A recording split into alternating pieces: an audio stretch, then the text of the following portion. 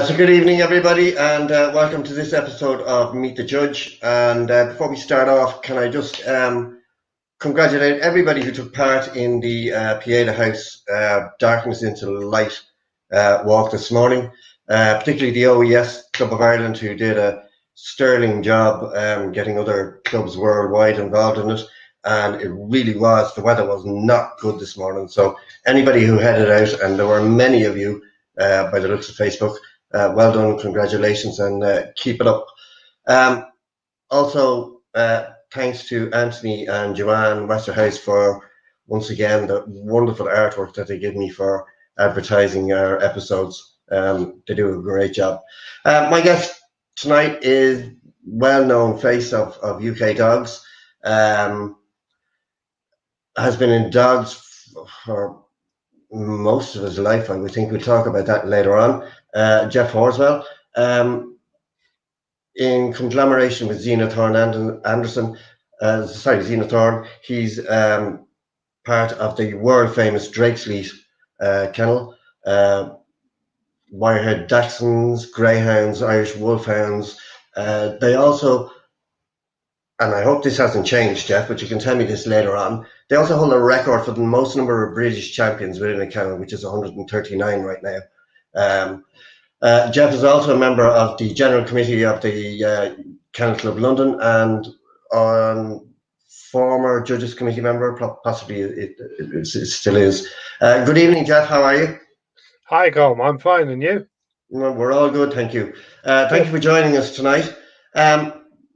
Before we start off into the questions formally, what exactly is the COVID situation right now in the UK? Because we actually, whilst we see the vaccination rollout is happening on a grand scale, we actually, over here, we don't get information as in terms of what the actual situation is at the moment. Okay, yeah, I think the situation here is improving rapidly, and mainly thanks, I think, to the vaccination program, which has gone far better than probably anybody dared hope. We're up to about 35 million people have had their first dose, and about 16-17 million have now had their second dose. So, and the second doses are going really strongly at the moment. We're still getting about 2,000 cases a day, but there is a huge testing program going on, so it will find the cases, which is good. But thankfully, that isn't translating into terribly many people going into hospital. 100, 120 a day, roughly. And deaths are, on average, about 15 a day. I mean, still obviously higher than anyone would wish for. But it seems that the lockdown that we've had and we're starting to emerge from has obviously helped in stopping the virus. And the vaccine is meaning people aren't getting badly sick. Yes. Which is the whole point of the vaccine. I think people, it may well be that you still get COVID, but if you do, you aren't going to have it to the degree that you're actually going to be unwell enough, hopefully, to go into hospital, let alone die. So things are looking quite bright. We're still not allowed to travel hardly anywhere, which is a big shame. But that I'm sure will improve in time. And is this why the rest of us can't get any vaccines, because Britain's buying them all or ordering them all? No comment. We were lucky that we left the European vaccine regime, I think, and we were able, yes. To be fair, our government bought up. Our government, I think they bought up vaccine supplies from about 10 or 12 different suppliers before they were even through approved. Approved, and they knew it worked. So they were getting themselves ahead of the game. But things are going well. Oh, and what do you reckon in terms of dog shows? Are they going to happen this year? They've started to happen. At the moment, it seems to be smaller shows, breed club shows. There have been a couple of club shows in the last couple of weeks, and there was a boxer show today. So that's going forward. I know of a number of breed clubs, including my own, who've got their open show in June coming up. So the next month or so you're going to see a few sort of smaller breed shows, and then at the end of June we hopefully have our first general show, which will be Southern Counties. I think the shows are going to look different because we have to be sensible in terms of following rules, but there is hope that we are going to start. But that would be very helpful. There is talk over here, although we were told at the start of the year that there would be no shows. There is now talk of maybe starting with some smaller shows, breed shows, which I personally think is the way to go right now. And because general champ shows are going to be difficult. I know they're doing them all over the world, but certainly in the UK, your numbers are so strong at general champ shows. It is going to be a challenge. Oh, for sure, and some shows have for later in the year have already cancelled because of venue issues, in terms of availability. And certainly our shows are going to look different early on. The first couple of shows are going to have no benching, and none of the great big marquees and the big wet weather facilities that we've become used to. So it'll be interesting to see how it goes, particularly on a wet day. But I think those of us who want to go to shows know what it's going to be like. Yes. Yes, I think the diehards will put go your for wellies sure on and get wet and enjoy yourself. And I assume you will.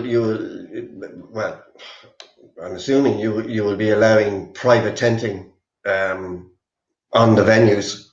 Yeah, provided the venues allow it. Most of the shows are allowing people to have these sort of small pop-up tents, and I know several people are sort of buying them.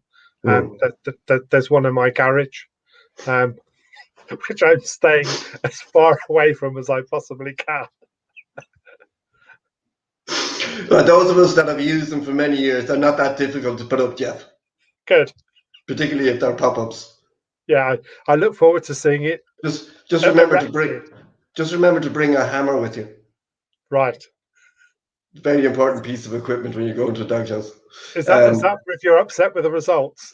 Well, it comes in handy there too.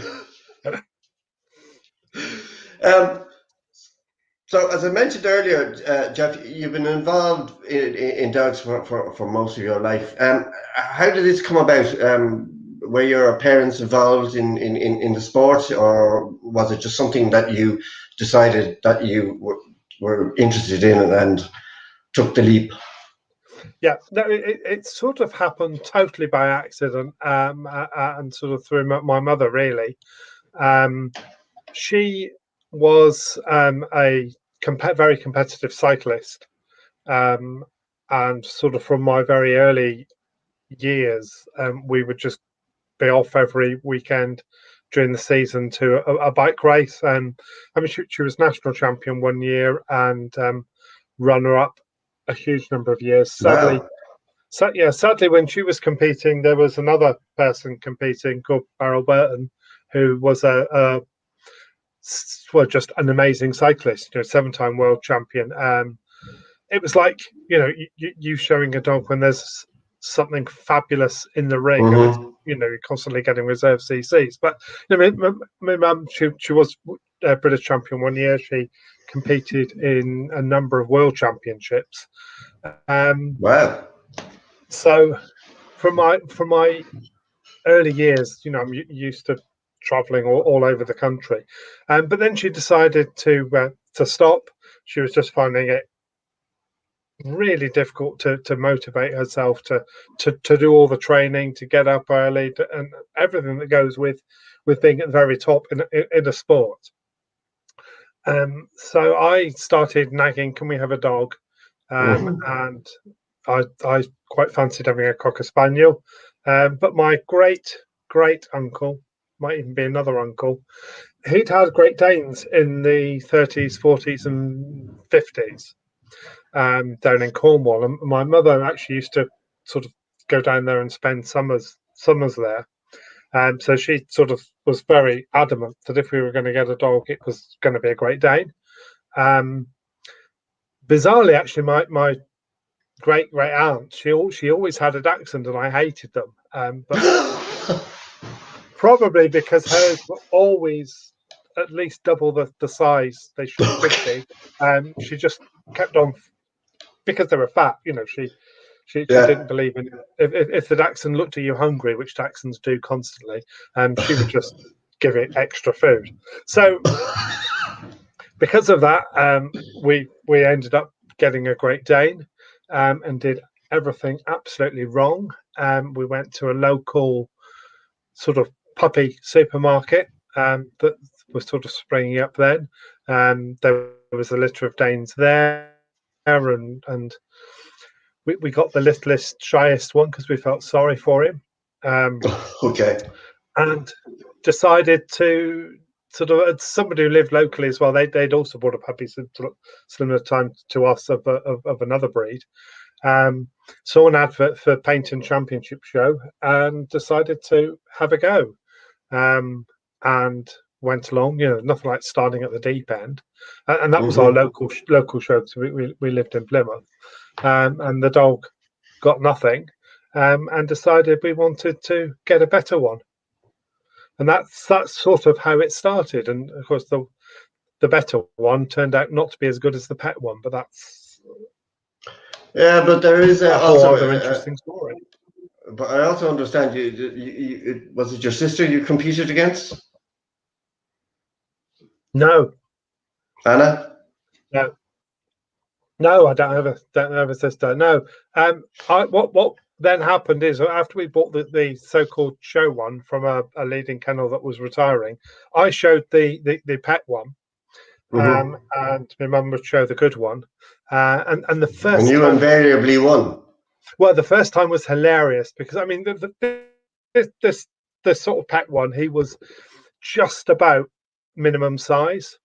But other than that, he was very sound, lovely type. Anyway, the first time we actually showed all together, because there weren't breed classes then, Bill Siggers was judging, sort of Mr. Great Dane locally. So every Great Dane in the Southwest was there, all in the same class.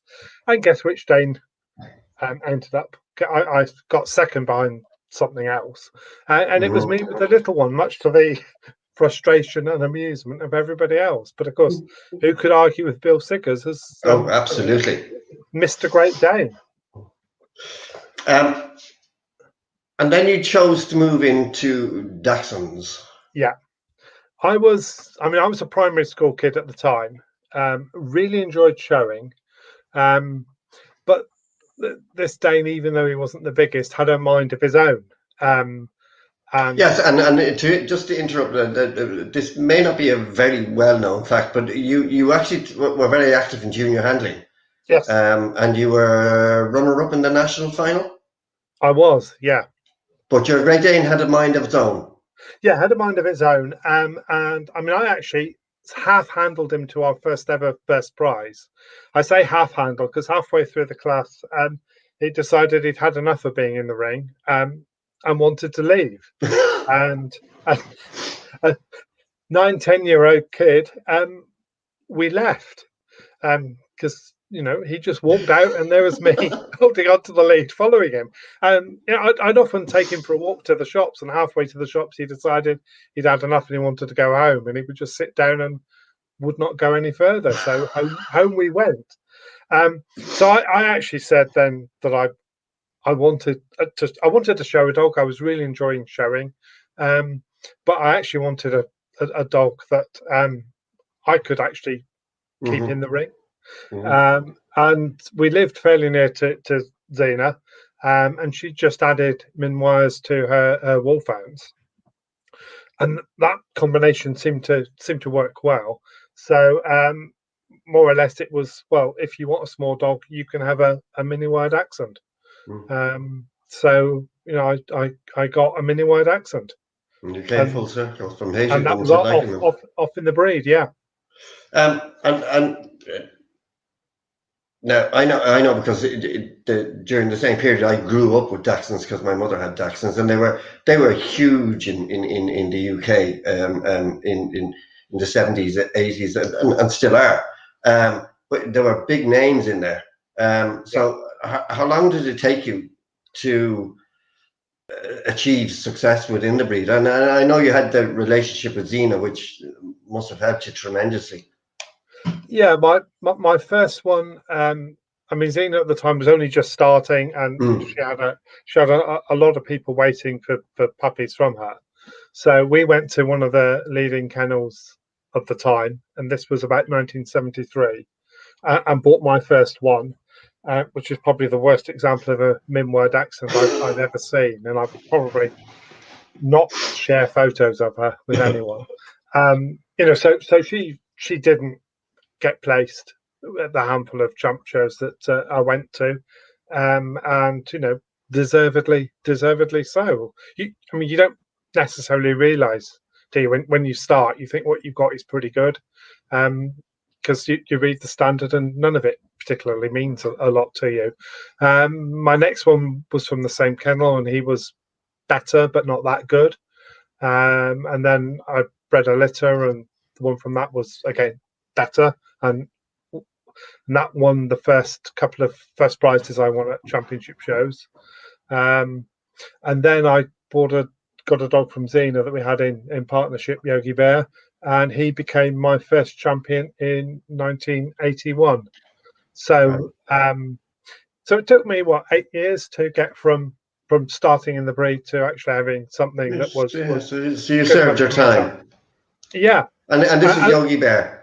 That's Yogi. That's my first champion. He was a chocolate and tan, very, very sound, very showy dog. Superb top line. Yeah, he got 5 reserves, CCs, junior warrant, and he did get me my 3 CCs. And do you know I particularly like is the fact that he's not overextended. So that means that top line is his own.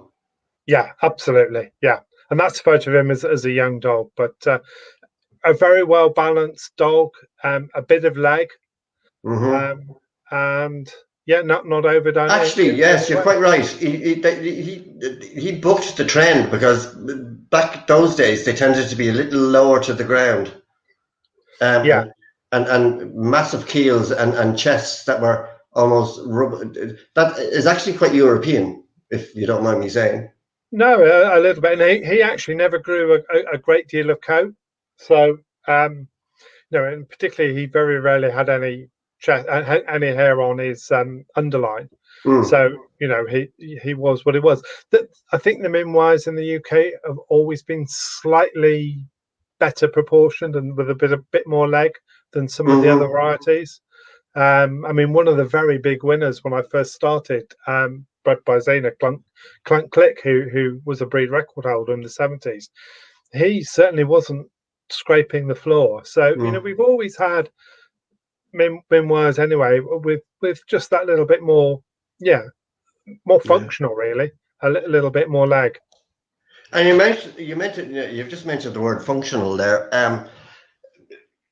You also, if I'm correct, used to. I mean, the Dachshunds were working Dachshunds once upon a time. I'm not sure if you still do, but they used to be able to do what they were bred for. Oh yeah, I mean, I once lost one overnight in a badger hole. Luckily, next day he was there, none the worse for wear. But yeah, certainly that they can. So how important do you think that is? That they maintain that functionality, fit for function? Oh, totally. I mean, even if they aren't used for working, I think all dogs should be able to do the job they were bred for, and should have the functionality to do that. Otherwise, we've strayed too far away. And a Dachshund that is so exaggerating, so on the ground that it can't walk very far is just hopeless. And Dachshunds do need, they're a little dog, but they will take an awful lot of exercise. Yes. Actually, yeah, you're right. Yeah, they do. I mean, mine used to go. They used to go out for walks with the Danes, and you go on a 2-3 hour walk of a weekend. Well able for it. The Dachshund would keep up. And do you think there's a massive difference now between what you have in the UK and what is in Europe and the rest of the world in terms of Dachshunds? I think it depends, I suppose, where you look at the rest of the world. I think that the UK has perhaps become a little bit more moderate in what we look for in a Dachshund. And much of Europe seems to have sort of had a more English type as well. And we're sort of meeting in the middle. I mean, if you look at mini wires, for example, the last 4 crufts, the best of breed has been a foreign dog. And that is all under British breed specialist judging. Yes. So Yes. the divide isn't that great. I think if you look at some of the German dogs, then the divide is huge. Yes. But I would say I think Germany have gone a little bit extreme, and I hate to generalise. They've gone a little extreme, and as they've gone more extreme one way, I think most of the rest of Europe have become more in our route, and we seem to have got away from the great big keels, the no legs. Absolutely. So I agree with you. You're right. I do think Germany have gone slightly too extreme. And I mean, in terms of Dachshunds, I will always take my hat off to Irish Dachshund people, because when we joined FCI, they had a major problem because the particularly in some of the standard breeds, they had, for want of a better expression, they had British type. yeah, But now, absolutely, and British size as well. yes, and they had to adapt, and they've done it. They did it in jig time, and now they're winning in both Britain and Europe. You know, and I really have to take my hat off to Irish Dachshund people for stepping up and doing that. And in terms of Dachshunds, and particularly Wirehaired, which are your speciality, give us the essence of the breed. I mean, what are the key points for you for a Wirehaired or a Dachshund? A Dachshund, yeah. I mean, a Wirehead should every Dachshund should look like a good smooth, but be either a bit smaller or have a different coat. I think the main thing is not too exaggerated. I mean, a Dachshund must have about a 2-to-1 proportions is what we look for roughly. It's always been described and regarded to as a front breed. Yes. And it was pretty essential that a Dachshund had a good front. If you didn't have a good front, you wouldn't win. If you didn't have a good front, you wouldn't have any sort of forechest. It must, so those are essentials. It must, I was drummed into me from the beginning, it must be well ribbed back, because it's a relatively long back, and if it's too not well ribbed back and you've got a long loin, then you've got a weakness. And also you don't want too much angulation at the rear. Everything needs to fit. Yes. And it's very much a construction breed. I mean, when I first started, heads weren't very good and nobody cared. I think Xena has developed a very much a Drake Sleet look in the head, and she sort of said, well, I've got to live with them. I want to look at the head, like the heads. But you can bung a decent head on a Dachshund in one generation. But I think it stood me in really good stead, the fact that it was a very much a construction breed. And if it didn't have a good front, it was no good. I think when I perhaps started judging, I was a bit too besotted with fronts, at the expense of everything else. And as you judge more, you become a little bit more rounded in your thoughts. But it's certainly, but basically unexaggerated. Looks like it could go all day over any sort of terrain, and good angulation and balanced angulation both ends. And when you started off in Dachshunds, obviously Xena was a huge influence on your career in Dachshunds. Were there other people? I mean, back in the 70s, 80s, I mean, you had big names like Ellen Blackburn and Montrose, which escapes me his name. Angel Nagel, yeah. I mean, because Angel Nagel. I mean, you had massive it names. was great. I mean, yeah, we used to. I always used to travel with her because I was a kid and we lived in the same area. But there were some really great names, and normally the Wireds and the mini Wireds were in the same ring, so you'd watch the wire judging, until you'd see Betty Farron handling something wonderful and presented to perfection, handled to perfection. Other names in Wires at the time, Susan Rayford had standards. I mean, it's great dogs. And in all the varieties, there were. You're just slightly breaking up on me, Jeff. Quietly, right? Yeah, big names, huge characters, and you would just sit and watch them look at their dogs. I mean, I was quite a shy kid, and I wouldn't have dreamed of speaking to many of these people. But some of those formidable old ladies, if they liked you, they were nice to you. Yes. And luckily, some of them seemed to like me. Yes. And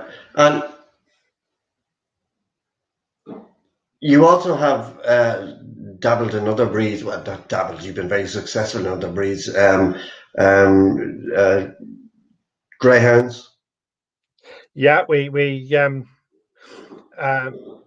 bought a greyhound. One of he was actually the last one made up bred in the very famous RP kennel. It's just a dog that was a chance conversation Xena had with Rolf Parsons, and he said, "Oh, I've got this dog, but he's perhaps a bit big for my granddaughter to show." It made him look big, and we got hold of him and made him up. I occasionally handle Danes, and I actually made one up. And I'd had a long desire to have a field spaniel. Yes, which is, I didn't realise. Yeah, I think whether it goes back to, I mean, I actually really love the spaniels as a group of breeds. Mm-hmm. And as a kid, one year bored in the holidays, I was reading one of these wonderful books, and I came across this breed, field spaniel. This is sort of late 70s, early 80s when they were pretty rare, and decided I really liked them. It was quite a long time till I was actually able to have one, and I eventually did get a dog from what was one of the top kennels in the breed, and he did really well for me. Which would be Clansman. Yeah, Clansman, Cormus Clansman. That's him. And that's it. He actually got a group place. He got a group for at Windsor and the great Hasse Lettinen, which Yes. it's still pretty rare for a field to do anything in a group. So that was a wonderful win for me. And again, take us through what was special about him? He was a really good mover, particularly in profile. He was a very well-made dog. As you can see, he's very well balanced. Mm-hmm. His proportions are really good.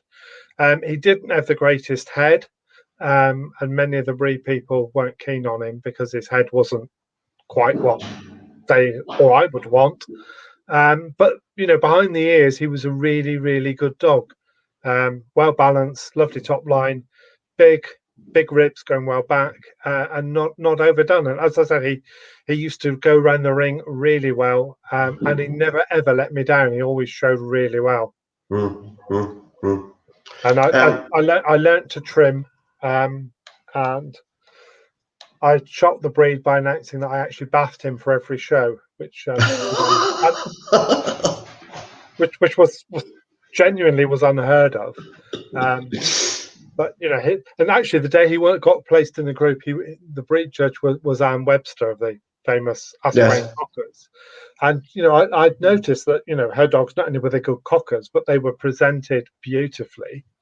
So I took a lot of trouble to present my dog beautifully in terms of being clean, etc.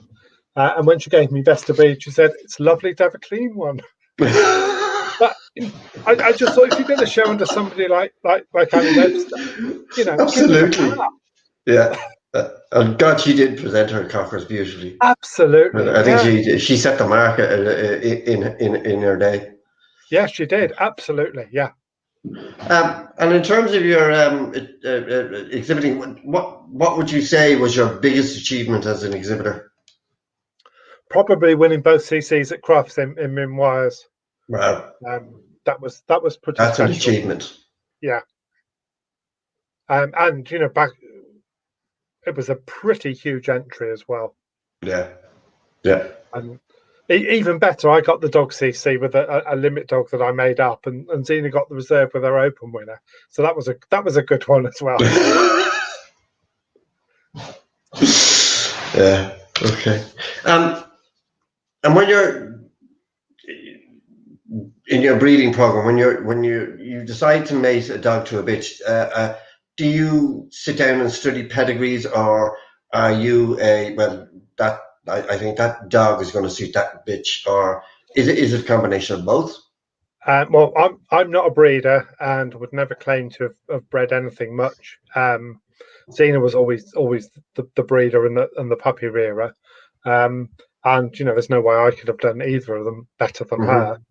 But we used to we did tend to discuss what would be mated to what, and it tended to be right. Where does this bitch need improving? Which dog is likely to do it? And having thought about which dogs at that stage, you might have a look at the pedigree just to make sure it wasn't perhaps too close or there wasn't, because Xena kept a fairly big kennel, and you got to know what combinations worked. Yes. A son of one dog mated to a daughter of another dog, that that combination seemed to produce the goods. So in terms of pedigree, I suppose you've got those sorts of things in mind. Very rarely did she do much of an outcross. Really? Yeah, and you do an outcross to bring something in, and then you've got the next two generations breeding out what you've also brought in that you didn't want to bring in. It's fair comment, yes. So I think provided the dogs you're breeding from are healthy, then it's certainly the way to stamp type and to stamp the sorts of things that you want. And actually, it's certainly in miniature Dachshunds. We did find if you bred close, the size would come down a bit, and that was very, very important because in the early days, you'd often have really wonderful dogs that just ended up too big. Yeah, yeah. So your judging career, when did you start judging initially? My first judging appointment, because I've looked this thing up, was 1982. So I'd already made up my first champion before I was allowed to set foot in the ring. And so 82, and then I awarded my first CCs in 89. Right. And when you started judging, can you remember what the best piece of advice you were given? I've been given some really good bits of advice over the years, but probably the best bit was from Xena, which was, if you're not sure, send them round and they'll sort themselves. Okay. And I tend to find that does work. Terry Thorne also, over the years gave me some really wonderful tips in terms of judging procedure and things to do not to make yourself look daft. Yes, he was a font of knowledge, wasn't he? Absolutely. Yeah, and he shared it with anyone who took the time to listen to him. Yeah. And how important do you think that is for aspiring judges out there to ask questions and try and gain knowledge from breeders, exhibitors, and not just sit there and think about, I know it all. Oh, essential. I think all of us. You start off brand new, and you think you think it's dead easy, and you think what you've got is wonderful, and then you actually start learning things, and then you think you know everything, and then you suddenly realize you know very little at all. And I think we all go through those sorts of phases. I think it's really useful to do really what I did, which was sit and listen, and just pick up pearls of wisdom from listening to great people, and looking at, not just sat there thinking, oh, they win because she wins because she's Betty Farrand. Sort of stood there looking at it. So, well, yes, she is Betty Farrand, but she handles the dog better than anyone else. She presents it better than anything else, and actually, the dog itself is better than anything else. Yeah. And people who win consistently, they tend to do so because they've got bloody good dogs. Yeah. And I do think you need to learn by listening to people who've achieved a huge amount and looking at dogs that do an awful lot of winning. There's no point spending all your time looking at mediocre dogs. And I do find most people, if you approach them in the right way at the right time, will answer any question. Absolutely. And I think even at no matter what level you're at, even, I mean, as an all breeds judge, you still sit at group rings watching dogs and talking to the judges that put that dog through to the breeder or the breed specialist, and you pick up so much just sitting down and chatting. And people are willing.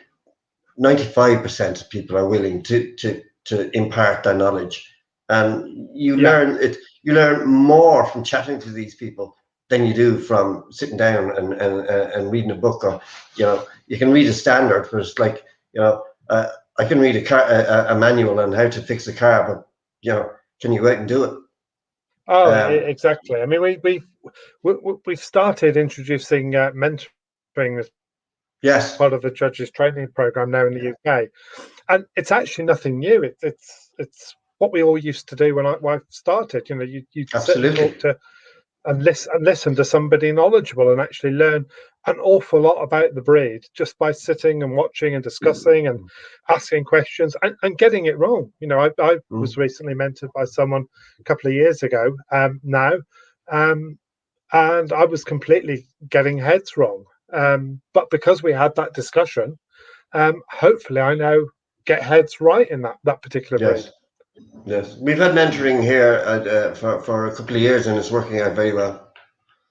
Yeah, I mean,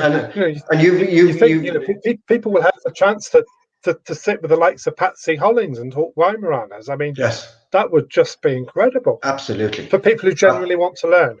Yes. And on that note, the Kennel Club London have introduced over the last few years the education committee. Is that working well? It's in its infancy, but it's starting to work well. Since January, breed clubs have actually been doing Predepreciation days online, which have gone incredibly well and been very popular. But it just started to kick in, and then COVID hit. Yes. But I know a number of breeds have already had a few people be mentored. So it is slowly progressing. I personally have had a student judge at a show just before COVID, and that's something I think is really, really useful. And actually, as a judge, keeps you on your toes. But this was and that went really well. We discussed. The exhibitors were fine. They were all. We asked everyone in the open classes if they minded if he also quickly went over the dogs, and every exhibitor was absolutely fine with that. And we had some really good discussions. I mean, in one case, we disagreed over first and second, and I admired him for telling me he would have put second first over mine. And he told me why he would have switched them, and his reason for switching them was bang on the money. There was a particular fault that the winner had that he didn't like, and and whilst I forgave it for other virtues, he wouldn't have forgiven it. Yes. Isn't that what it's all about? I mean, Absolutely. if we all judged the same, we'd be sending the rosettes out in the post. Oh, absolutely. There are a couple of people I admire a lot as a judge, and often I'll speak to them, and we've judged the same dogs on the same day, with two shows, and we've probably switched them. But when we discuss them afterwards, we both agree on the plus and minuses of those dogs, but we've both had different priorities, and and those sorts of discussions are interesting. And I wouldn't say that I was right or he was wrong, or and he wouldn't say the other. In those particular instances I'm thinking of, but you learn by discussion. Yes. And we all see them differently. We all have different priorities, and that's good. That's what keeps people coming back. Personally, I'm a huge advocate of student judging in a championship show or a breed club show, particularly breed club shows environment, because I think they learn so much more from a breed specialist on a one-to-one in that situation than perhaps going to a breed seminar or where there's only four dogs that are placed by the judge, etc., etc. I prefer. I really do think they learn more on the ground. I totally situation. agree. Yeah, and it works very well everywhere else. Yeah, and our system until recently is all about being, traveling around the country, getting the numbers. Yes. And all too often in breeds, you judge 10, 12, not terribly good dogs. Yes. And think, well, what have I learned? But as other than this breed isn't terribly strong at open show level, but people who've had the chance to be a student judge, they've had their hands on handful of champion in the open classes. I think it's useful for them to put their hands over on some dogs. And you as a person mentoring them, you also get a feel as to whether they understand it. And I think it's important that when we find people who've got it, as it were, we try and make sure they get further appointments and that they progress, because there can never be too many good judges. But I do think it's so essential to watch, learn about, touch, go over good dogs, because that's how you learn, by looking at the absolute best. Yes, absolutely. And realizing even the greatest dogs aren't perfect. There's no such thing. But appreciating it. Am I right in saying you're all breeds now? No, not quite. Must be close. Our system is still relatively slow. We've only got one person. We've only got one person in the UK who can award CCs in every breed that has them, which is Xena. And of course, we have about 40 or 50 breeds that don't yet have CC status. So I do 155, so I'm not far off. But there are some breeds I don't yet do, that I'm not particularly wanting to do. Right. I don't particularly feel that I understand them enough to do them properly. But I personally think and people look at you bizarrely when you go abroad, when you say the UK's only got one all breeds judge. It's the mother country, and I can certainly think of a handful of judges in this country at the moment who really should just be given all breeds licenses, and you can. They're not going to mess up, and that if they weren't confident in a breed, they'd just say, "No, thanks, I'm not doing that." Or bring it to a percentage, so that if you do whatever 85%, 90% of breeds, then, because for crying out loud, how long you started judging when? 82? 82, awarded CCs in 89, and it's now 21, and I'm Well, if you don't know what a good dog is now, then you're never going to learn. You would hope that so. Just seems ridiculous. There is a suggestion that we should create a few all breeds judges, but that's still at the under discussion phase. But we'll see. Do you enjoy judging abroad? Oh, very much, yeah. For a whole host of reasons. Um, I thought I really always find it a great challenge to go somewhere where you don't know a single dog or person, which Yes, is often the case for the first time because you're absolutely on your own, and yes. and it's a great experience. Um, you also learn a lot by talking to the judges at those shows afterwards, and also by wandering around and um, watching the groups, but also wandering around and watching some of their own breeds being judged. It really does hit home correct breed type in certain breeds when Hmm. you get the chance to you look at 20 Ibethan hounds in Spain and you really understand what they should look like, for Yeah, example. yeah. And It you quite often also, come across dogs that you've never seen before that just blow you away. Whereas in the UK, often you'll judge a group and you'll know most of the dogs, and we shouldn't pretend we don't. And whilst that doesn't affect how you do it, it is finding and coming across dogs that you've not seen before that are wonderful yes, is a huge pleasure. yeah. And And it broadens I also think horizons. judging your own breed abroad is a huge um, way to see how the breed is developing elsewhere, Yeah, and exactly. perhaps what they can bring to ourselves. Yeah. And sometimes you find of reputations of certain dogs and they can disappoint. Yes. Um, and the opposite as well. You've heard of a reputation and you um, judge it and it's wonderful. I mean, I one of the first times I did Danes abroad, which was in Sweden. I'd heard that there was something that was doing a lot of winning that was awful. And this awful bitch ended up being my best of breed, and I thought she was Mm, absolutely fabulous. mm, mm. And when you're judging abroad, Jeff, do you like critiques? Um, I I like critiques when you can actually give an honest critique. Yes. Um, I actually, my own view is the grading system without critiques is a little bit pointless unless you can tell people um, why they haven't had an excellent. Hmm. Um, I enjoy particularly critiquing in Scandinavia because you just say it absolutely as you see it.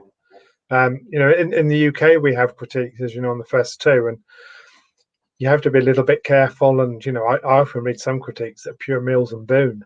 Um, Hmm. but when you're particularly in Scandinavia, they expect the truth, and if you absolutely say it as it is, that they enjoy it. And quite often, there for time reasons, I'll actually dictate for table breeds as I'm going over it.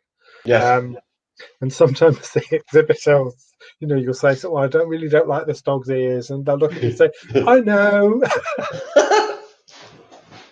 Yes, and of course in Scandinavia now, as I was saying during the last interview, it is the fashion now that as soon as you give your critique, it is automatically put up online. So, Yeah, so by the time you're finished judging the next dog, the previous dog's critique is up online, and you can see them all outside in a huddle, yeah, and I think which is scary at first. and I think if you're a bit clueless and sort of guessing your way through, you're going to be found out pretty quickly over there. Yes, yes. Um, But in but terms of numbers, etc., I mean, obviously we have a grading system here, but we don't critique. I think most of us these days, if we are giving out a lesser grade, will go over and say, look, um, I'm only giving you a very good today because um, I would prefer this, and this. That's how we handle it yeah, over here without critique. But I think absolutely, I think given a grading, a lesser grading without a reason is unfair on the exhibitor. and it Um, confuses them if some yes, judges have given it an excellent and you're saying it's good, they'll think, well, why? And of yeah, course, the person giving them the good or the very good is usually the judge that they think is wrong, yeah, and that's human nature. yes, yes. Um, Aside from your own breeds, is there a breed you really love to judge? Um, I'm not sure I've really enjoyed judging my own breed that much. Um, Not particularly. What I would say is the greatest joy is to judge a breed that is strong in quality with decent numbers. Because there is nothing better than judging lots and lots of really good dogs. And when there's a decent number, so you've really got to think and work at it. That is really, really enjoyable. I mean, there are some breeds I'd love to judge in certain countries, and other breeds that I've judged and both here and abroad, and every time is so enjoyable. But I, I like judging the breeds I judge. I don't see the point of judging breeds that you don't like. Okay, yeah, fair point. Fair point. Is there a fault that really irritates you?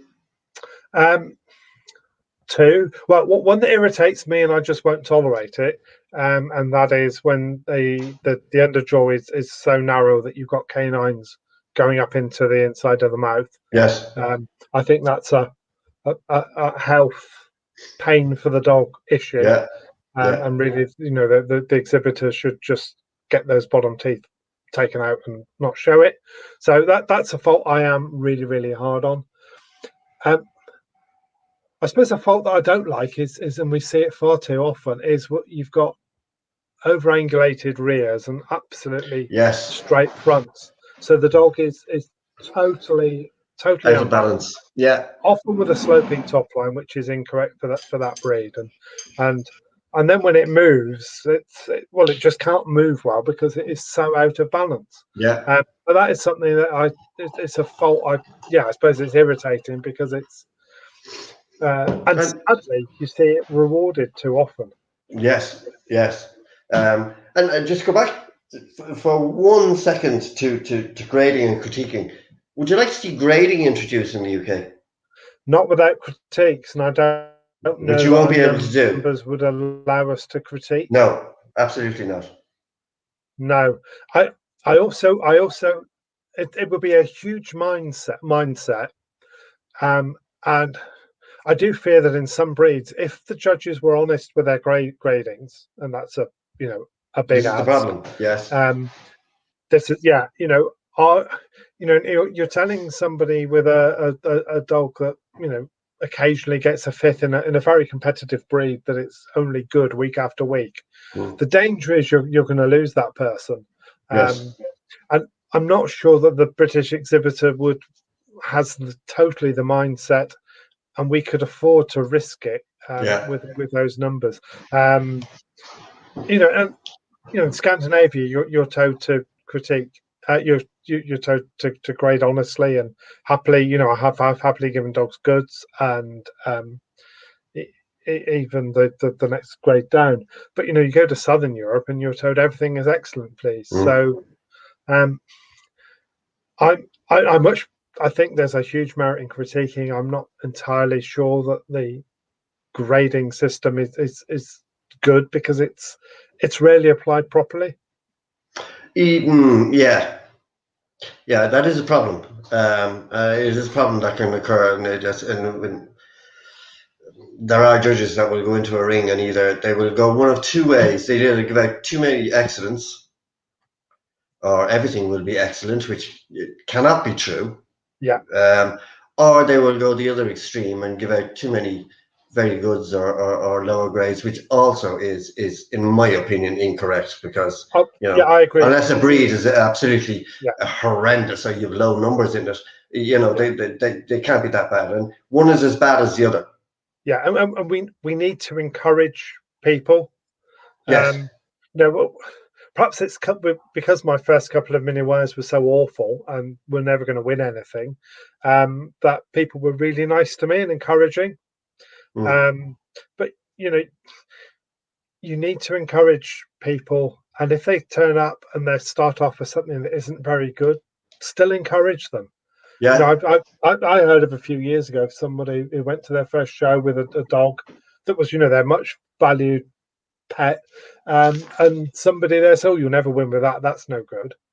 Now, luckily the person went to another show, and the next show they got a best of breed, and that dog's actually ended up with a CC and a couple of reserves. But um, we have to encourage people, and there's and too many people offer their opinion on other people's dogs without it being asked for. Yes. Yeah. So, So, in your judging career, has there been a particular dog that you reckon is as close to perfect as you think is possible? And I mean, you've sent me 3 photographs, which I'm I going sent you to 3. Yes. yeah. So we're And, going to go through them. That's it. okay. In fairness, they're pretty good. Yeah. So we This got is Yogi. the wonderful Yogi. I mean, he's such a great dog. Always beautifully conditioned, and a great mover, and put up a great performance. And I think smooth haired breeds is often harder because Yes. you've got nothing whatsoever to hide. I mean, sometimes I'm sure you find it. You go over some of the very hairy breeds, and you think, you'd never show this if it wasn't Yeah. covered in coat. Yeah. So, and I do think some breeds are harder to get right than others. Mm-hmm. And when something that good in a breed that isn't the easiest to get right comes along, you really should reward it. But he was and you can see he's not over exaggerated anywhere. He's perfectly balanced, and which is probably why he moves so wonderfully. Yes. He had a So beautiful head. yeah, and it was. I gave him best in show and at Driffield one year, and I can tell you I was so pleased to see him in that lineup. Yeah. Yeah. He absolutely walked it. Mm. And next you've sent this. Yeah, the wonderful Old English Sheepdogs, Zottles, You Don't Fool Me. I judged him as a relatively young dog.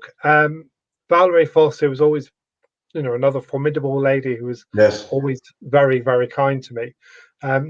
Told me I was going to be doing all the AVNSCs at Manchester because it was a good way to learn. And this dog came in, and I'd hardly judged any Old English Sheepdogs at that time, but to go over, I mean, you run your hand down his neck, and it kept on going until you reached where the end of the most wonderful front. And there was actually another Old English Sheepdog in the class that was a big winner, but he won, got best not classified, and won the group and reserve best in show. Mm. But I just to go over, he was wonderful, and I find it's very rare to have what I would call a really superb front on a dog. Yes. Um, I think it's hard to get a really good front. And Old absolutely, English are a breed that are hard to get right. oh, absolutely. But I mean, you can see everything Mm. fits in that dog, Yeah. and under that coat, he was incredible. Mm. And well, having gone over him, I totally then understood the Old English breed standard. I thought because that was it. Yeah. Yeah. Yeah. And Christine is a really clever breeder. She keeps on churning them out. And the first time I did the breed with CC's, one of her dogs got the dog CC, and I said that this has got a great front as well. And she said, I thought you might notice that. And finally, you've sent a great photograph. That's a fab photo. Yeah, Isn't it? Dylan the villain.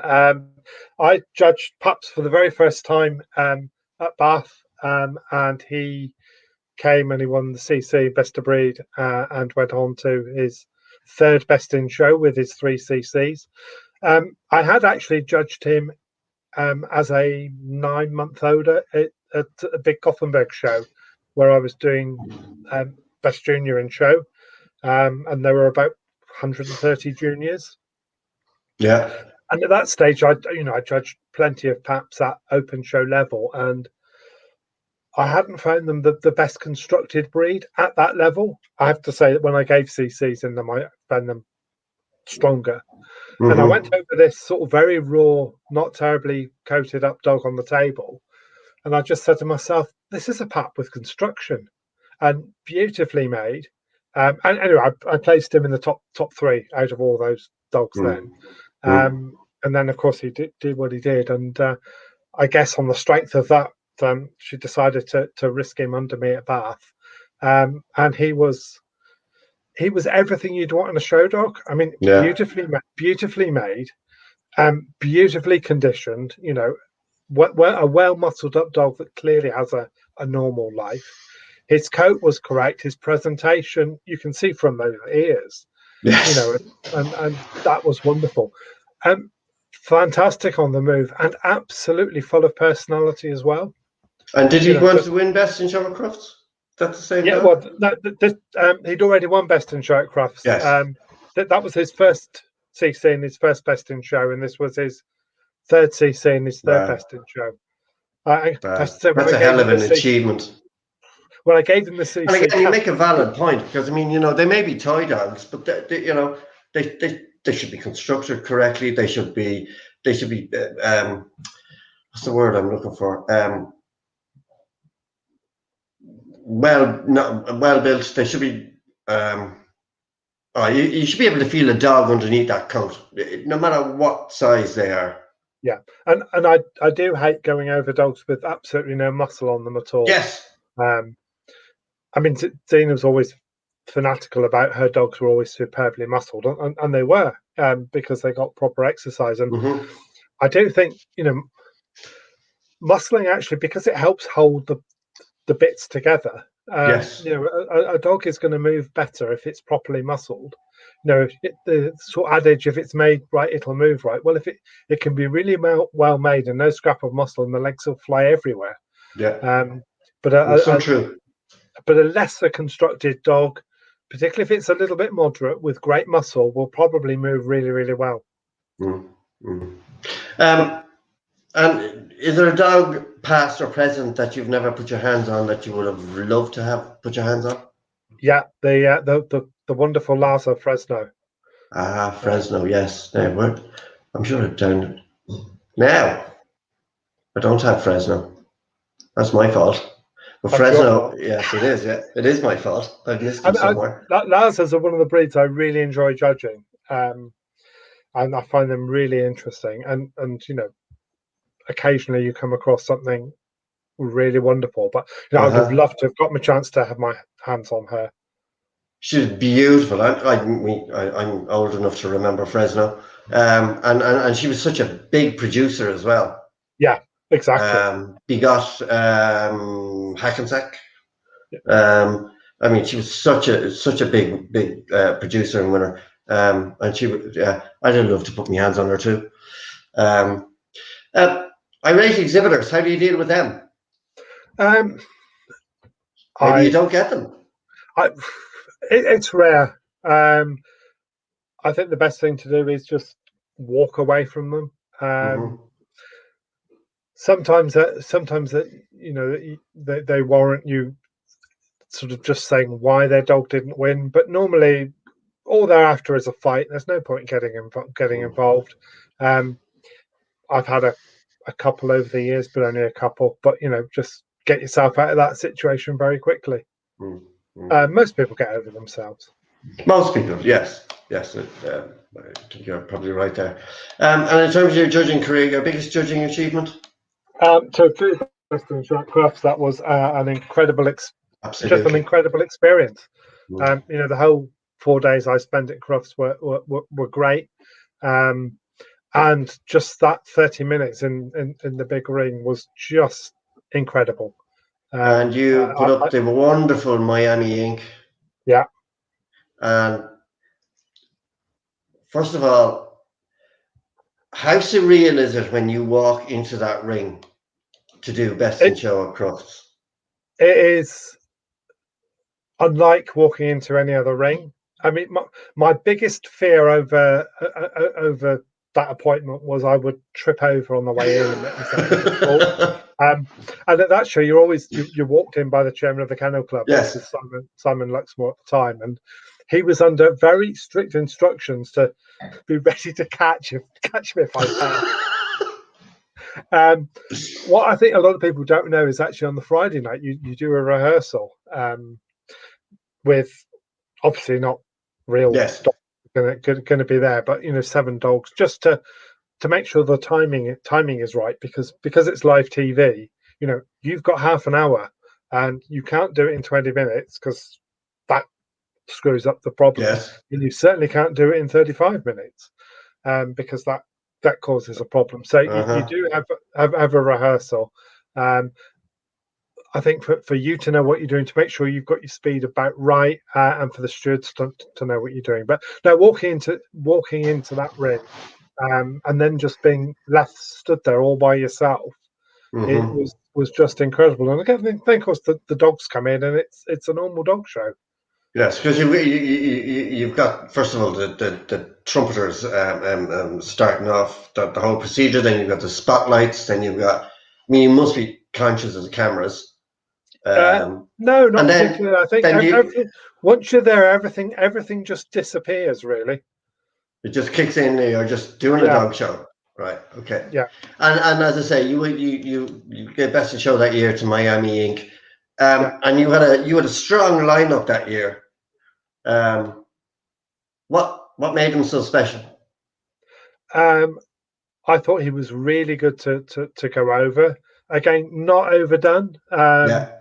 So many American cockers look as if their knees are almost touching the floor. They've Yes. got so much hind Yes. angulation, which can't be right in any sporting breed. Um, but really, the final deciding factor was just sending the dogs around one by one, and he was flawless with Yes. a perfect top line and tail set, which is so important in the breed.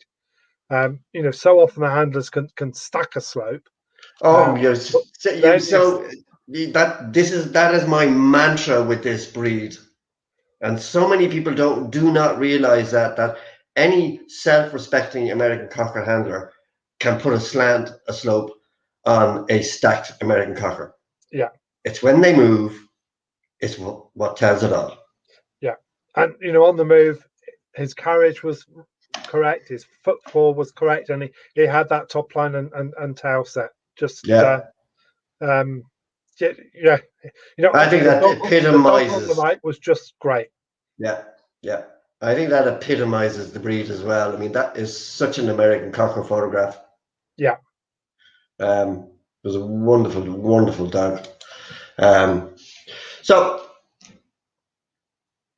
in terms of judging, do you think judges have a role in the development of breeds? And if yes, do you think judges understand that they have that role? Um, I think some do. I think some judges take their responsibilities more seriously than others. Um, I think we have a responsibility as judges who judge more than just our own breeds, to learn about and understand correct breed type and what the breed essentials are in Mm, breeds. Um, but we also have a responsibility to judge as all rounders and not as breed specialists, because absolutely, you can't be a breed specialist in 50, 100, 150, or an FCI land 300-400 breeds. Just absolutely. not possible. But you have a responsibility to try and understand type, to try and understand what at least what the basic outline and proportions are for breeds, and to take it seriously, and simple things like read the breed standard. But I think we have a big role in that, and I think we have also a big role in helping and encouraging, particularly newer exhibitors. Hmm. If they have a bad experience their first couple of shows, um, because judges are rude or nasty or whatever, we're not going to see them again. And we may be saying goodbye to people who have got real potential to add value to the sport, and we need as many people as we can get. Mm. Well, would you agree? Yes, I agree with you that as an Aubrey's judge, that absolutely, I do not know the finer points of every single breed, but there are times that you judge a breed and you think, well, okay, their they're a very, type is stunning, but you're losing movement. Yeah, Um, And we have that is where we have a role to play, I think, as judges. That when we see, and the Clumber Spaniel, for instance, is an example in particularly in Scandinavia, when they were going through so much trouble with their heads and over exaggerated eyes, etc., and they brought in the BSE, and judges were told, we were educated when we went over there to say, if you have this fault, then this is not good for the breed, and etc.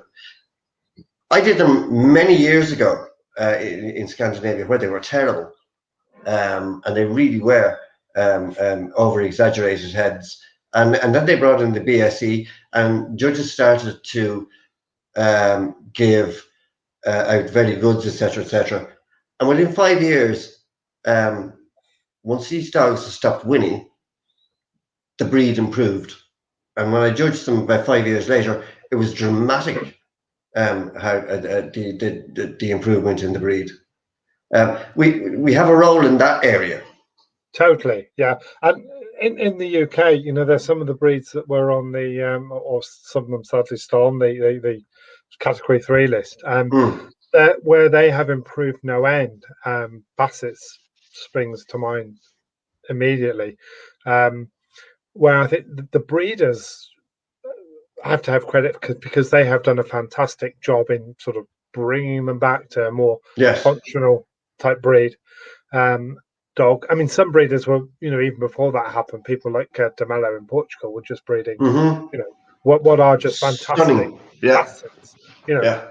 Still 100% typical, in every way, but without the exaggeration.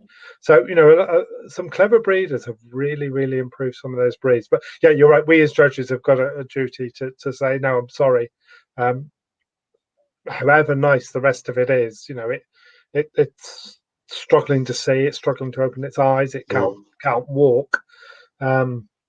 We've got a duty to say no. I think one thing that what I found quite interesting, my one time in Australia, I thought virtually all of the dogs were pretty decent movers generally. I mean, there were exceptions, and I wonder whether in a country where virtually every judge is not a specialist, whether perhaps movement is quite good because you couldn't show bad movers under those judges. Perhaps just a thought, so yes. But there's absolutely no point having a fantastic moving dog if it doesn't look like its breed. Absolutely. They must, if they don't look like the breed, forget it, out. Yes. But I mean, it's the old age question of type versus construction. They've got to have both. They've got to have both, yeah. I mean, one does not outbalance the other. Yeah, no, I mean, you get that question: what would you put up, type or soundness? And I say, well, my CC winner is going to have both, or or it won't be my CC winner. Absolutely. Now, as I said earlier in your introduction, you're a member of the General Committee of the Kennel Club London, Judges Committee of the Kennel Club London. How important, and you're also involved in many clubs, Dachshund Club, etc. How important is it for you to give something back to the sport that we all love? And do you think enough people do so? I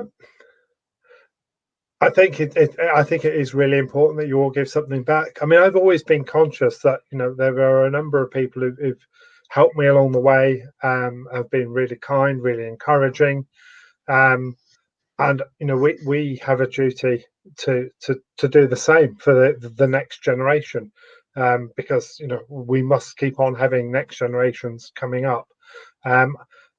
So I think, and people give back in different ways. It may well be some people just aren't committee type people, but even if it's just helping out in terms of mentoring or giving advice or guidance, but it is so important that we are a hobby that is under huge attack from outside, Yes. We've got to help and support and encourage each other. And I hope I try and give things back by getting involved and doing things.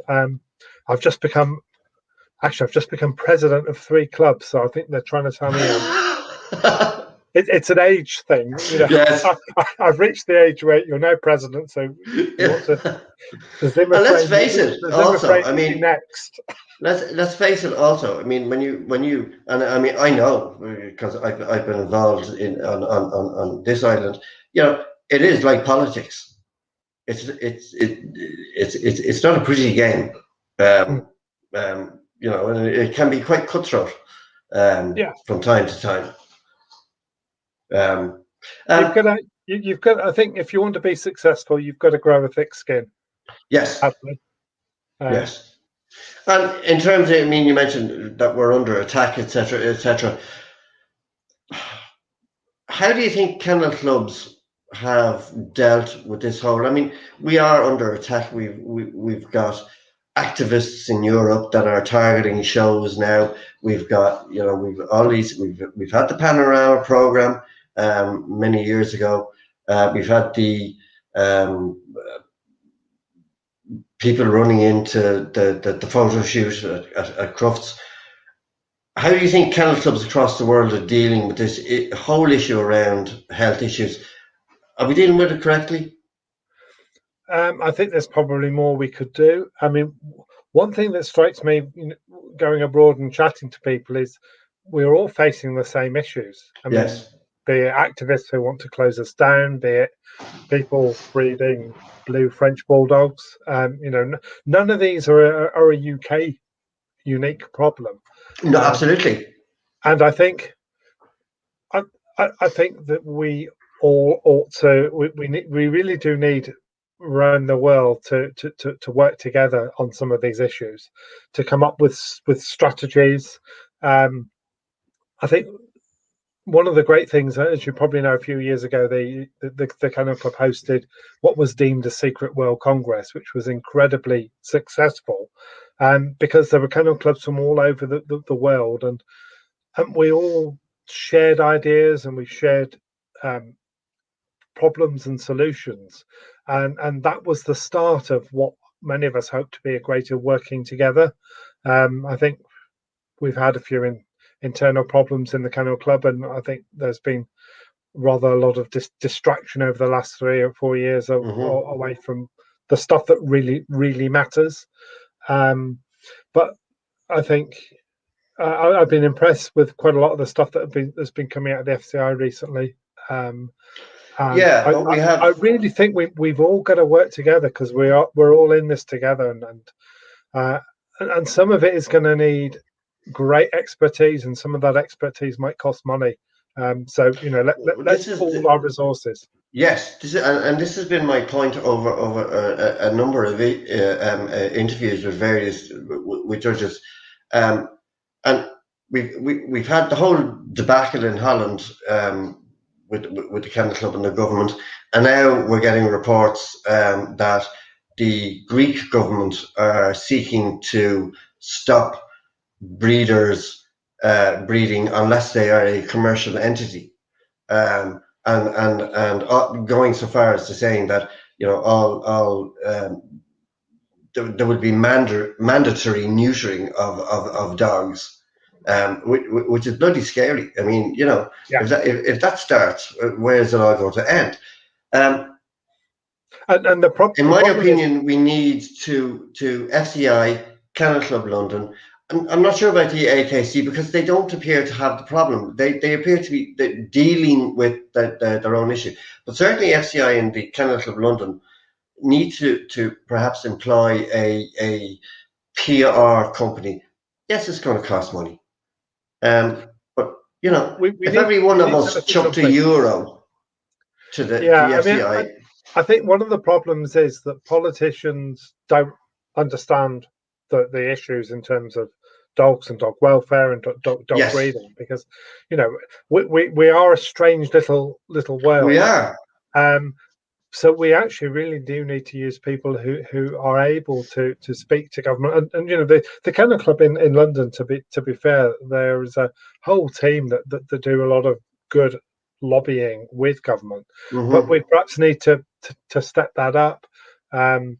European Parliament's obviously very influential, and then all the various governments around the world, and we need to make sure that when politicians want to do stuff about dogs, that they come to us first. Yes. So we've got to make sure that we remain relevant, and that we have the expertise to be in there, ready to lobby them.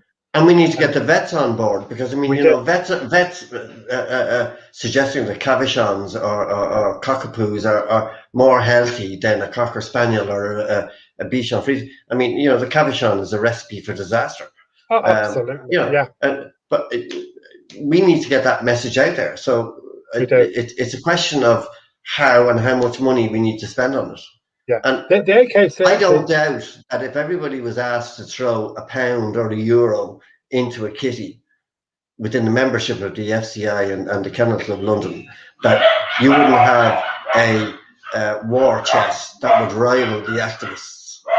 You would, and the American Kennel Club have got really good systems for promoting pedigree dogs and pedigree breeds.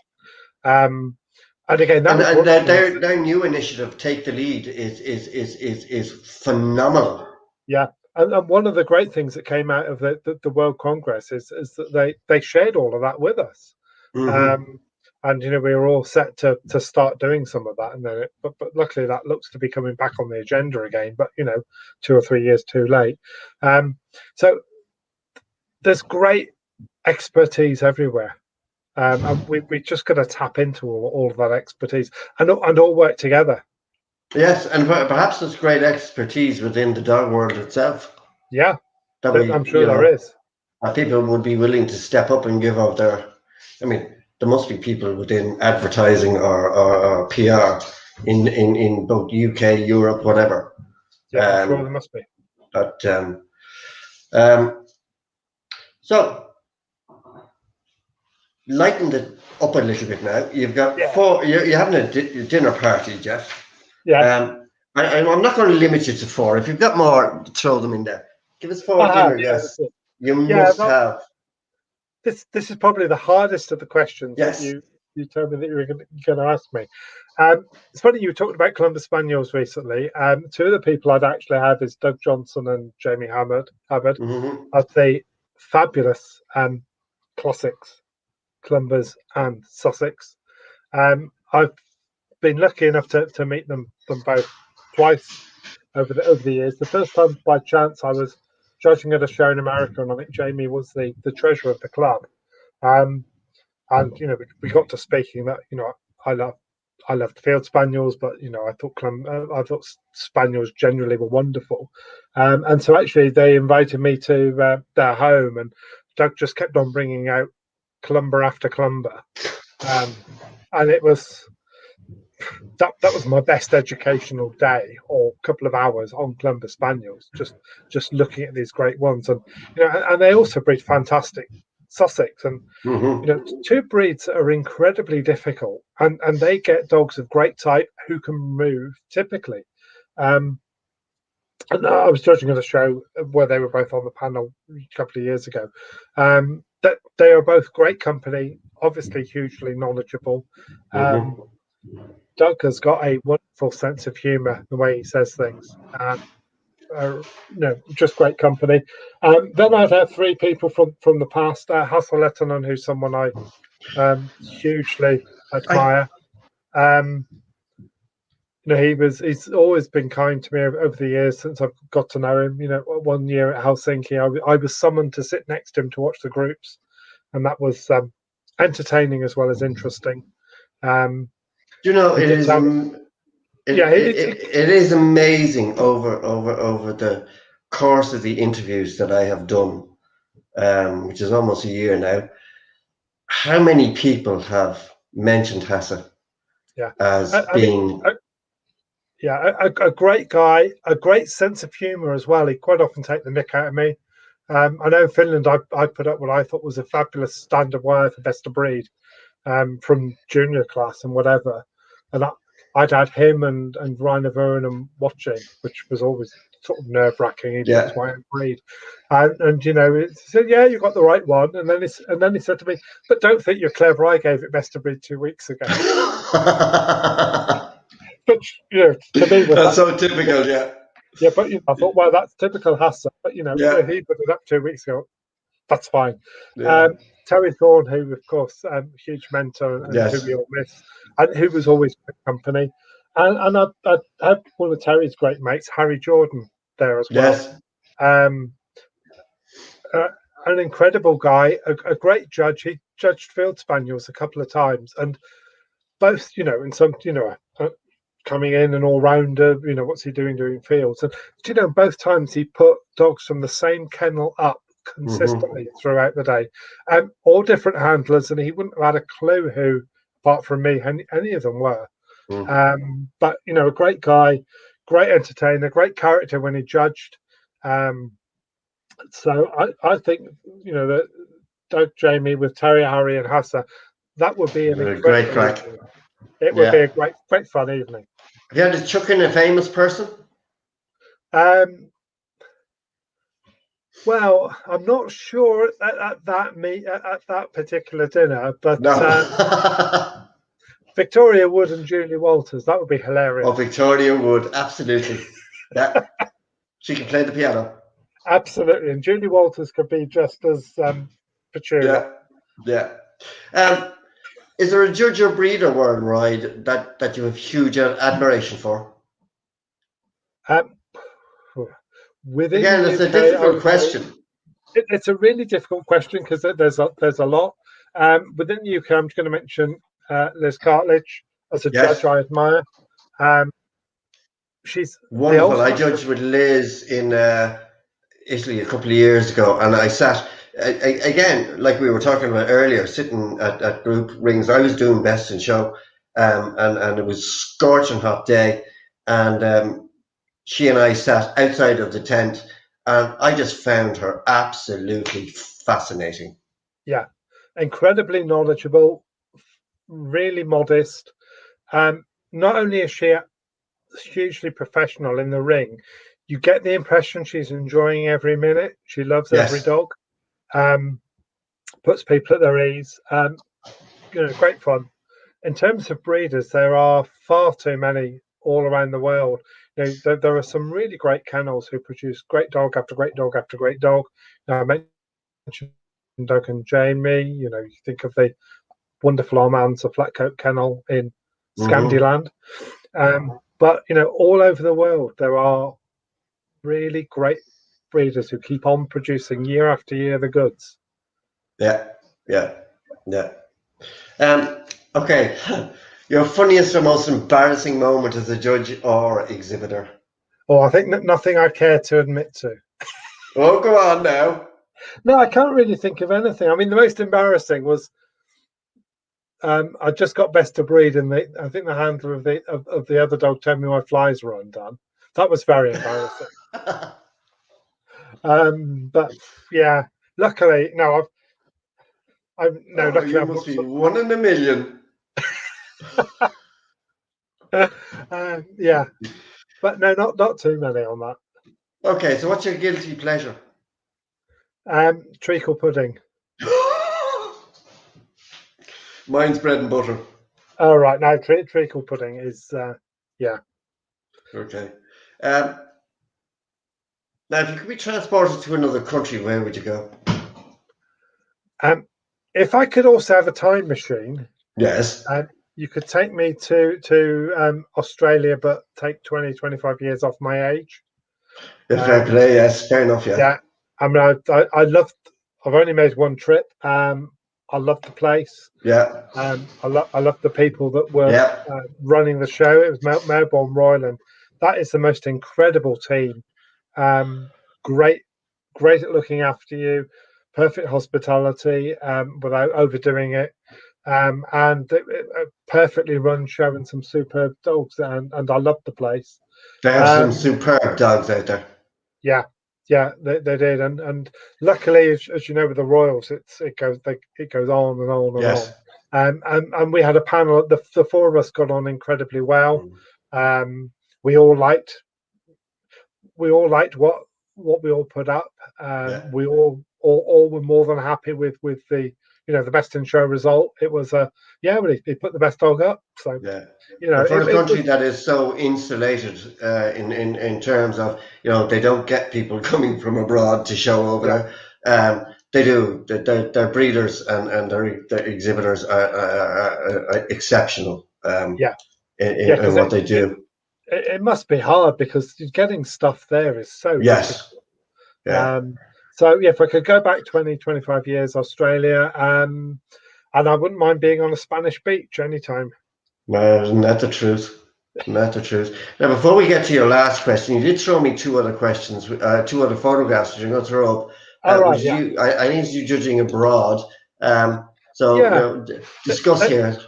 Yeah, these are just examples of one of the joys of judging abroad is you occasionally come across dogs that you've never seen that just blow you away. And a couple of years ago, I was in Arizona, and I did a group every day. And this was an owner-handed elk-hound that won the hand group under me. And for me, this is absolutely what an elk-hound should be. Moderate, not heavy, long legs, short back, moved perfectly. I just thought, wow, love that, and that's what makes trips so worthwhile to come across dogs like that you just think that is exactly what in my head I think an elk-hound should be. Too many are short-legged and dumpy and long. In the UK, again, it's a breed where in the UK we've got some great breeders who produce really lovely type, but I'd have brought that home. Most of them wouldn't have caught an elk. And Dublin. Yeah, again, this is a Doberman. I actually did the breed as well as the group, and I just loved this. Probably slightly European in type than some of the American ones. But again, I just think it's square, it's balanced, it's not exaggerated either end. And apparently, it won the national. I think I was the only one who put it up, certainly at group level, and even possibly giving it the breed. But he told me after it had won the national under a specialist, and not perfect, but just the dog. Just look at that and think, wow. Yeah. Okay, we're talking about not exaggerated in every way, strong, powerful, without being overdone. And as you mentioned, America and exaggeration. What's your thoughts on the debate of American type versus UK type, particularly in some of your national breeds like golden retrievers, etc.? If you were judging in the UK, in the US of A, if you were doing golden retrievers, where would you stand? Okay, well, I've judged golden retrievers in Argentina, where they were all of American type, and I just made the best of it. Okay. In terms of, I think you either have to say you're going to throw them all out, yes, or you're just going to have to judge them as best you can. There should only be the correct breed type. There shouldn't be English type, UK type, etc. There should just be, golden retriever type. But unfortunately, but apparently in the US of A, and I was speaking to Michael Faulkner a couple of weeks ago, and he says there are some beautiful golden retrievers that are correct type in the US of A. Yeah, you just show under certain judges, and you don't show under others. Yeah, I'm sure, but when faced with an entry that were all of American type, I just did my best. Do you think they should create a new breed? No, they should get them right. When it came to the group, the golden was just completely ignored because it was so off type. No, I don't think we should start creating new breeds because people have moved away from correct breed type. We should, but yeah, I think, I don't know, let the Americans get on with it. Fair enough. When in Rome. Yeah, when in Rome, I mean, I'm diversifying a little bit, but I don't think I'd accept to judge them over there. But as yeah, you I'm not know, sure I though, would either. often you don't know what you're judging That's until true. if you're lucky the week before, and sometimes the day before, or sometimes on the day with That's true. overseas And countries. I'm diversifying a little bit. We'll get to the last question very shortly. Docking. How do you think? How do you think now that we're years now into docking? How do you feel that is going? I mean, in terms of my breed, American Cocker Spaniels, it doesn't offend me, but there are No, breeds that it does. yeah, no, I agree. I think some breeds have they look better. The Spaniel breeds generally don't look bad at all. Absolutely. Docked. And it doesn't impact on their health because they do not have health. But I did have a Hungarian Vizsla that had serious issues Yeah, in terms of damage. and I think, I mean, bizarre. I mean, the Danes would often do things to their tails, if they're whacking and banging it against a door too much. So, I think that the sort of longer tail, thinner tailed, short haired breeds are going to have that. I think it's come down. I mean, I think most judges in the early years tried to ignore what the tail looked like, provided the set was okay. I I tend to sort of ignore it a bit. No, I don't think we have a choice, do we? We have no choice. I think if breeders had just bred to get the sort of tail shape that we'd wanted, that would have been disaster because yes. You've got to breed for the whole dog. But no, I think it's settled down. I think it's the one that worries me okay. is the one that worries me is back dew claws because as somebody that's in a family that has Bichon Frise, the amount of times that you might forget that there is a back dew claw when you're grooming. I mean, it's ridiculous, and I mean, for the sake of 2 seconds of clipping it off when they're. I agree. I think I think that might be one of the next issues we have problems with. I mean, at home we've got 4 whippets, 2 which are imports. Oh Jesus, whippets! They've got the foreign 2 foreign ones have got their dew claws, and actually the front dew claws aren't a problem, but the UK bred ones have.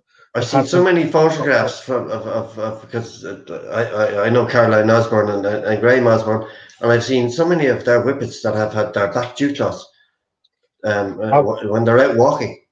Right, I've never seen them with back dew claws, so but I think we should be able to just take them off. It doesn't seem to affect or harm, but I suspect that will be a battle that we will eventually succumb to.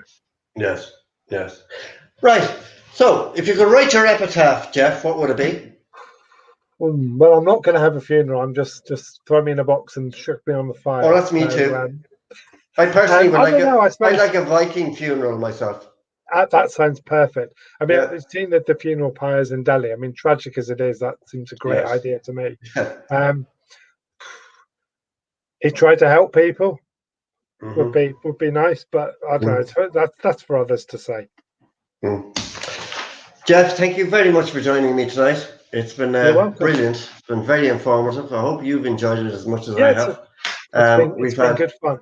Loads of people watching. Angela Ingram, Paul Connolly. There's loads of people watching tonight. Thank you very much. Next week, I hope to be we're going to try this out. I'm going to be doing a pre-recorded interview with Linda Pitts from the US of A. Linda is one of the top handlers in the US, but she can't do it live because she's obviously at shows every weekend. So we're going to go and do pre-recorded with Linda Pitts next weekend. Jeff, once again, thank you very much. Stay safe. It's been good fun. Look to all over there. Hopefully we'll see you all very soon in the future, and keep us posted on what is happening. In the meantime, good night, everybody. And bye, everyone. I will see you next week. Thanks. Bye.